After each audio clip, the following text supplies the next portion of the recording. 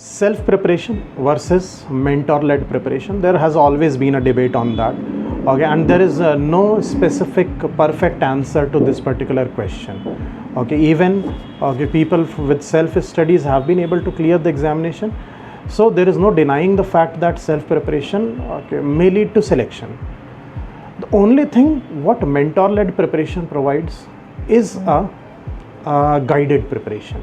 And when I say guided preparation, you can think of it pretty much like when you go on a trek, let's say for example.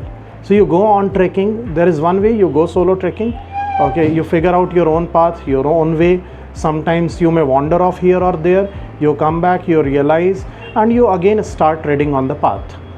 Okay, and second is guide led trekking, where the guide would be precisely guiding you through the path that is required to be tread, and so you are not required to navigate by yourself.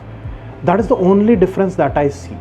And so in the second method, mentor led preparation, there would be saving in time, which would allow you more time, more spare time to focus on revisions, to focus on consolidating your syllabus rather than navigating by yourself.